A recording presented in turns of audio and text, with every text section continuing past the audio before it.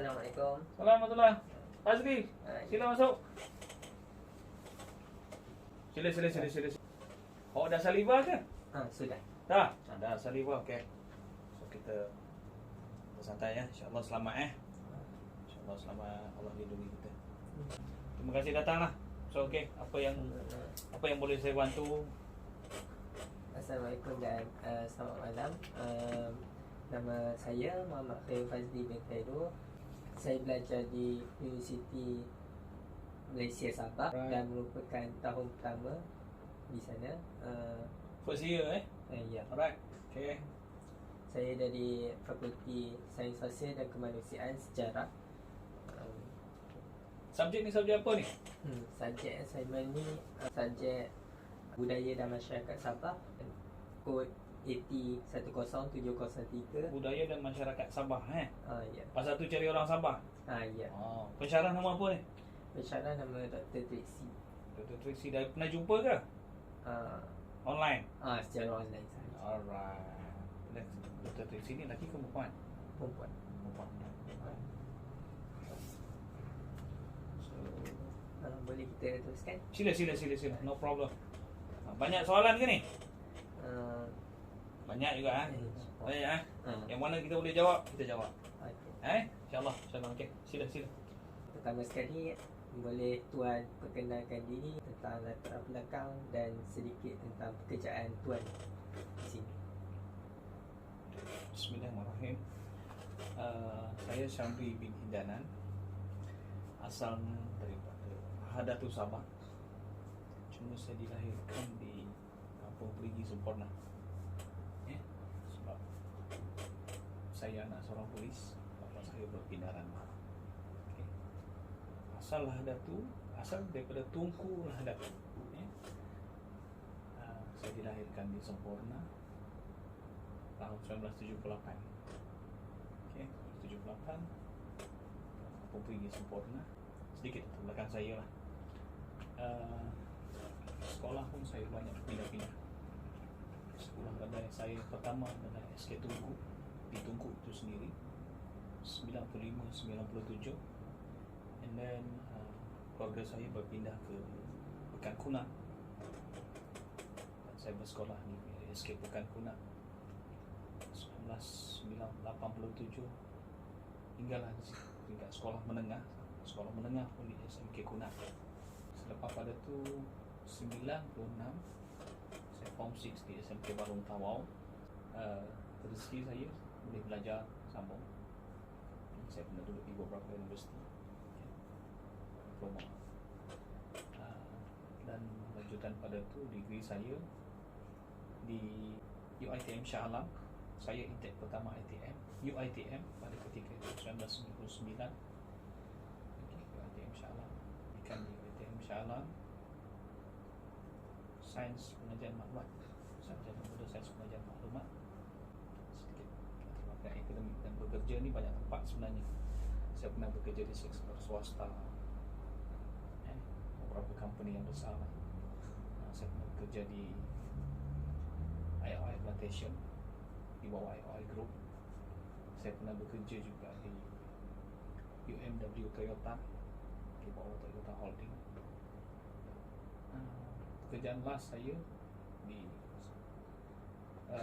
swasta sebenarnya di MBSB, Malaysia Building Society Berhad, di Damansara Hat. Sebelum saya bekerja di kerajaan, dan saya start bekerja di kerajaan ni pada tahun 2004. Mana saya bekerja di Universiti Malaya sebagai penolong pegawai ketika itu sampailah 2007 ketika mana pada ketika itu nama dia UDM, Universiti Darul Imam Malaysia, yang telah dibuka pada 2007 sehinggalah hari ini, dan nama itu telah bertukar kepada Universiti Sultan Zainal Abidin sampai ke hari ini. Dan saya duduk di Terengganu lebih kurang dalam 14 tahun.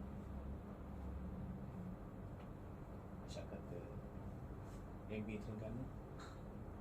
Terengganu orang dia baik-baik, tempat menarik. sehingga hari ini saya menjadi Gusti Sultan Zainal Abidin sebagai Timbalan Pengarah Jabatan Keselamatan dan Kesehatan Pekerjaan sehingga hari ini. Oke, jelas Lik? Okey. Right. Saya bantu, mana yang boleh saya bantu, insyaAllah saya bantu. Ya? Alright. So, okay, boleh terus lah, no problem. Jadinya untuk seterusnya soalan, apakah perubahan sejarah dan budaya dalam masyarakat Sabah sebelum dan selepas Perang Dunia Kedua? Yo, saya tak lahir lagi. Perubahan budaya. Ya.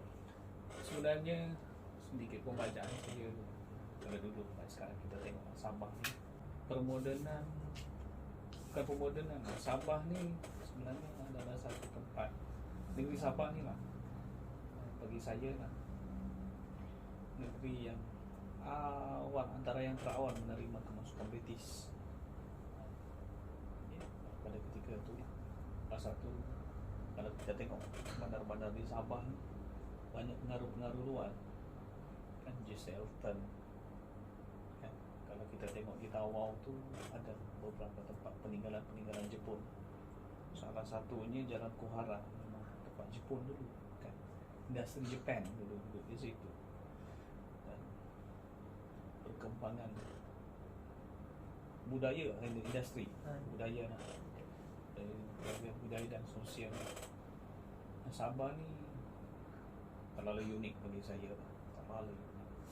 Kalau nak disebut pasal budaya, disebut pasal terlalu unik sebab dia Sabah ni dia berbilang kaum, lebih daripada 30 etnik di Sabah ni. Dan kalau saya di Sabah ni lebih daripada 30 etnik.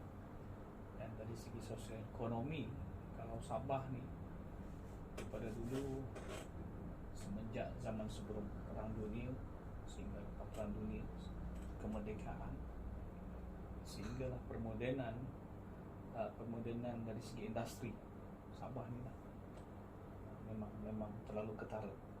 Ya. So kalau cerita panjang ni. Kalau cerita panjang tentang sosial ekonomi dan budaya ni.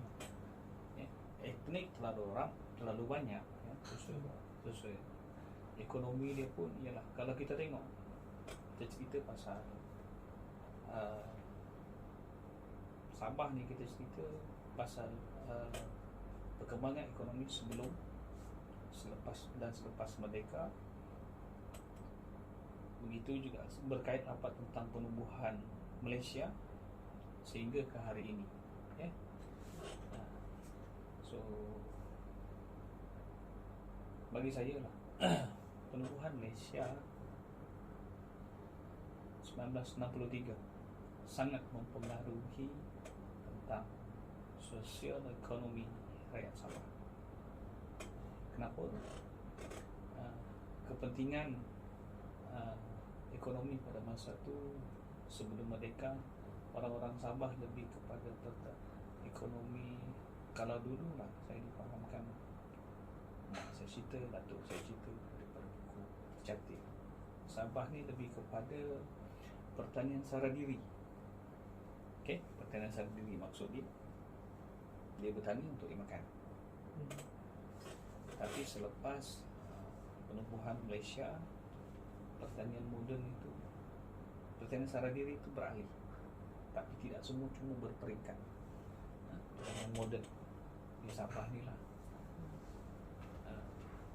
sosial ekonomi lah. Sabah, mereka, penumbuhan Malaysia, rentetan pada tu antara sosial ekonomi dari kita tengok dari segi transportation, pengangkutan dulu lah. Sebab apa-apa pun dia pengaruhi, faktor utama dia ekonomi ni adalah pengangkutan. Selain daripada sokongan daripada government, kerajaan itu sendiri, urus takbir negeri itu sendiri, yang kita nampak di Sabah ni kan, di Sabah ni pengangkutan dia negeri besar, luas, tetapi dengan penumbuhan Malaysia, di Sabah ni antara negeri yang banyak airport kalau berbanding negeri-negeri lain, Sabah dengan Sarawak. Perkembangan pengangkutan Sabah, contoh dia airport, pelabuhan. Dan airport dan pelabuhan ni selain daripada jalan darat adalah faktor utama menjumlahkan sosioekonomi lagi baik. Kalau kita tengok di Sabah, airport dia Kota Kinabalu, Sanakan, Tawau. Sebelum tu di Labuan pun ada. Begitu juga dengan pelabuhan KK, Kota Kinabalu, Sanakan, Tawau. Dan sokongan kerajaan, mana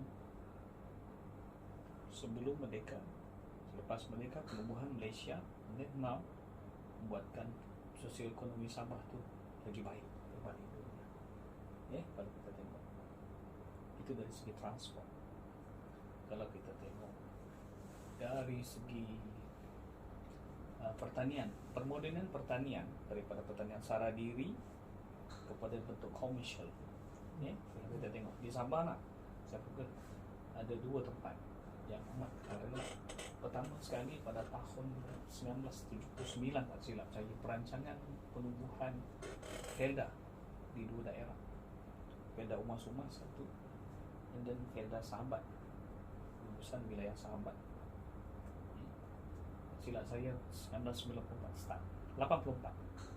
Cuma perancangan dia lebih awal. Kalau kita tengok di situ, di Sabah ni, Felda Sahabat, gugusan Felda Sahabat, nama dia.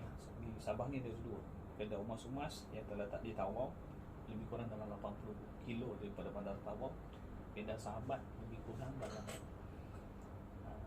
70 kilo, 70 kilo daripada bandar Lahad tu. Felda Sahabat ni adalah satu felda terbesar di Malaysia. Luasan dia lebih kurang negeri Melaka. Dan perubahan sosioekonomi yang amat ketara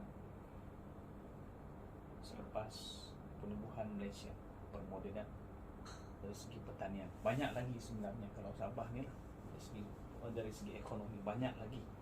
Cuma yang besarnya adalah felda itu sendiri lah. Okey, itu dari segi sosioekonomi lah.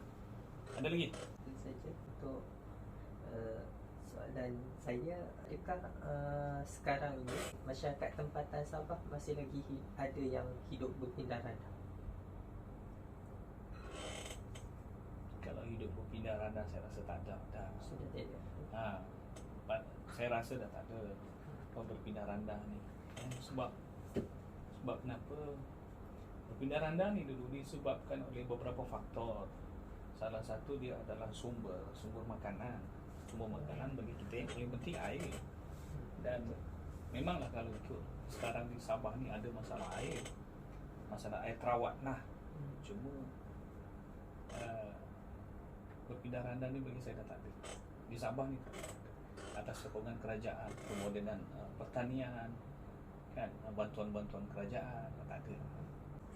Untuk soalan seterusnya, apakah perkembangan macam apakah kepercayaan sebelum Perang Dunia Kedua masyarakat Sabah? Okey. Dan selepas. Okey. Pada ketika dulu lah. Okey. Ketika dulu di Sabah ni, selain daripada amalan agama, ada yang masih animisme, sepahaman saya lah. Dan sekarang bagi saya, kalau dari sudut kepercayaan tidak ada kok animisme, cuma amalan tu ada lah. Di Sabah ni Sabah ni bagi saya lah negeri yang paling unik, etnik yang banyak, kan. Dari segi pegangan agama tu, ialah kita pun sedia maklum lah. Of course lah di Sabah ni, di Sabah Islam tu adalah agama utama, kan. Dan agama-agama lain ialah Kristian, Buddha pun ada, Hindu pun ada. So di Sabah ni, kalau nak kira dari segi asabiah dia ataupun dari segi resis dia, bagi saya lah di Sabah ni tak timbul kau daripada suku kaum mana ataupun daripada kelompok mana, engkau daripada agama apa, kita tidak timbul di Sabah. sebab saya sendiri hidup dari kecil sampailah saya bersekolah, kita sambut perayaan ini bersama. Maksudnya kita menghargai jiran kita menghargai, appreciate masing-masing. So tidak timbul lah, tidak ada resist dari segi kau agama pun, kau daripada suku apa, tidak. Sebab kita daripada kecil dididik duduk satu kelas, duduk satu tempat. Saya pun jiran-jiran saya dululah masa dulu kita tinggal di Barry Polis. Saya masih ingat tahun 80-an, tahun 90-an. Apabila hari Christmas contohnya, golongan yang ada dekat Barry Polis Christmas ramai juga, kita sambut bersama. Hari raya pun kita sambut bersama. Saya nak beritahu di Sabah ni, dia ada satu perayaan, dia panggil Pesta Menuai ataupun Pesta Keamatan. Itu perayaan ni sebenarnya adalah daripada suku kaum Kadazan Dusun Murut Pungus, ya? Tapi itu kebudayaan ni, pesta menuai dipanggil, ataupun pesta keamatan. Pesta ni adalah pesta daripada etnik suku kaum, tapi dalam suku kaum tu ada yang beragama Kristian, ada yang beragama Islam. Dan benda tu adalah, bagi saya adalah perayaan yang memupuk semangat anak-anak Sabah. Okay? Dia bukan kata ni suku kaum ni, ni suku kaum ni, tidak. Kita sambut di Sabah, kita sambut dari segi perayaan, dari segi amalan. So pasal tu saya kata Sabah ni terlalu unik, dikongsi, dan kita respect each other. Dan bagi kita perayaan itu adalah perayaan kita juga. Dari segi itulah. Kelly, pernah dengar tak Pesta Keamatan ni? Pernah. Kan? Dan Pesta Keamatan pun diangkat sebagai salah satu perayaan di Malaysia. Tu apa, dah sampai nanti di Sabah, tengok apa dia Pesta Keamatan. Tengok betapa meriahnya Pesta Keamatan ni dan betapa pentingnya pesta ni untuk rakyat Sabah, untuk orang-orang Malaysia. Dia akan tengok. Ya. InsyaAllah.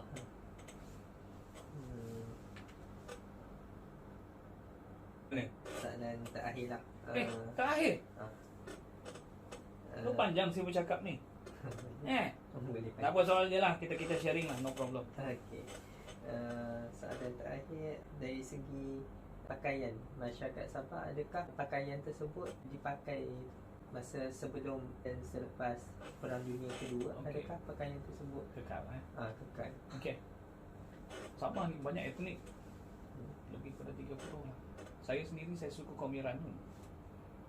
Kalau di Sabah ni, Ranun tempat dia ada dua je. Satu Kota Ula, satu di Tunku. Tempat yang ramai lah.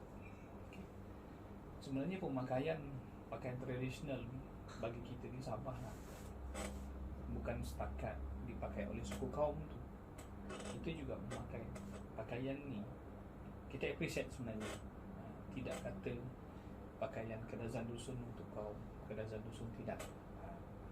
Di masyarakat Sabah ni dia lagi terbuka. Dia lagi terbuka. Siapa-siapa boleh pakai. Dan kata orang, kita tidak terbatas waktu untuk memakai. Walhal pakaian tu sampai sekarang kekal. Dan kalau kita tengok kan, biasanya saya bagi contoh, tak ada keamatan, pesta keamatan ataupun pesta menuai. Pada masa pesta menuai ataupun pesta keamatan, yang sambut sebenarnya ada 4 suku kaum utama: Kadazan, Dusun, Murut, Pungus, yang akan sambut. Sebenarnya hak pada suku kaum tu. Sebab suku kaum tu adalah suku etnik yang paling besar di Sabah, antara yang paling besar di Sabah. Tapi bagi kita di Sabah sekarang ni jadi satu trending. Bukan setakat untuk pesta keamatan dipakai. Pakaian itu juga dipakai oleh, bukan segelintir, kebanyakan disambut pada dipakai pakaian tu, dan pakaian tu kekal daripada dulu sampai sekarang, kekal. Majlis-majlis perkahwinan, saya pernah tengok majlis perkahwinan, dia bukan Kadazan Dusun pun. Cuma dia memakai untuk majlis perkahwinan. Kalau kita tengok macam di tanah di Semenanjung ni lah, dia hanya memakai, jarang sangat memakai pakaian-pakaian sedemikian.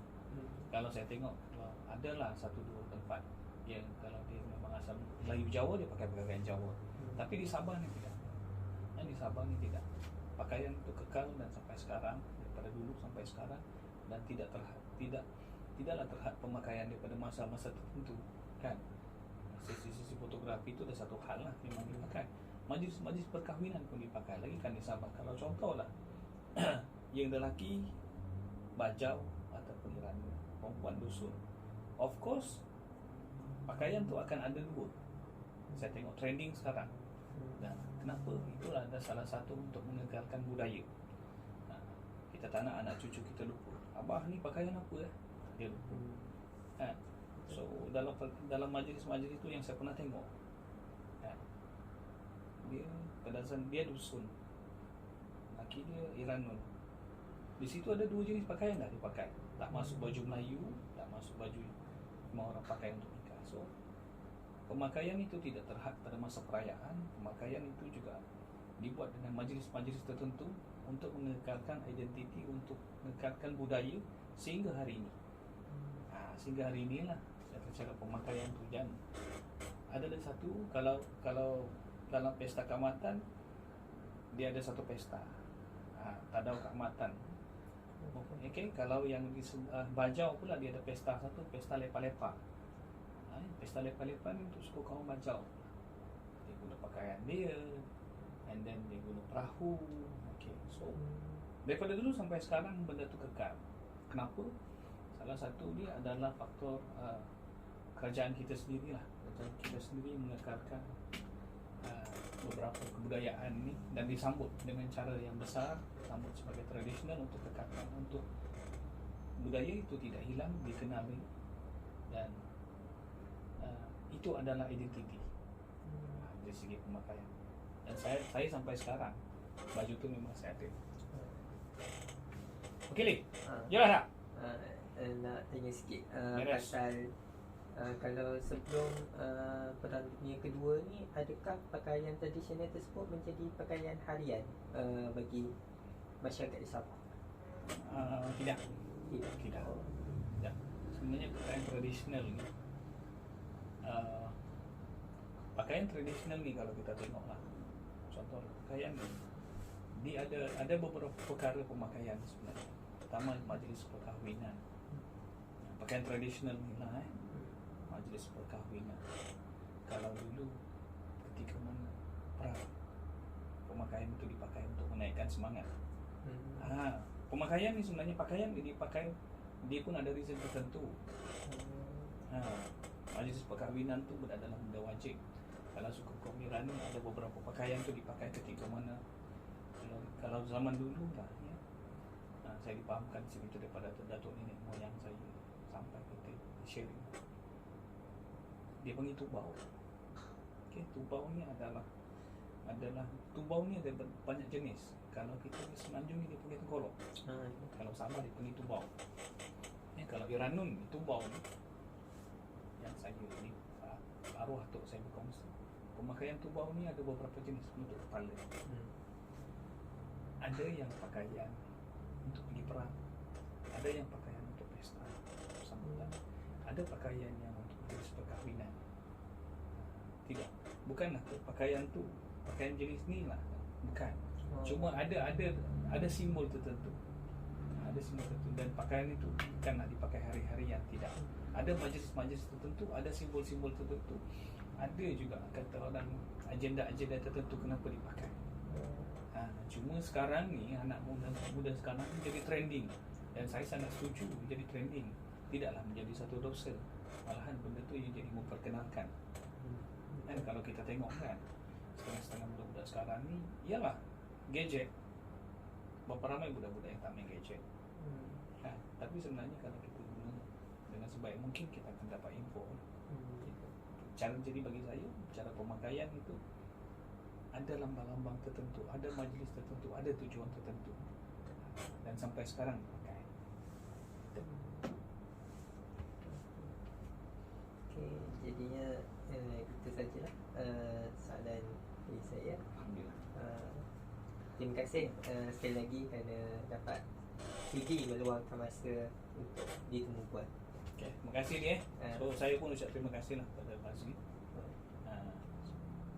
Sampaikan salam kepada pensyarah. Ada buat lagi biasa. Ini tiba-tiba terkejut telefon panggilan. Apa istimewanya saya ni? Banyak tu satu subjek. So nice, terima kasih datang ni. Sukses dalam akademik. So saya akan bantu. Untuk you punya study saya akan bantu, no problem. Maaflah benda yang terkurang, benda yang mungkin yang saya sharing tu tak menampakkan dari segi, saya mohon maaf. So terima kasih banyak, sukses. Okay. Okay. Salam.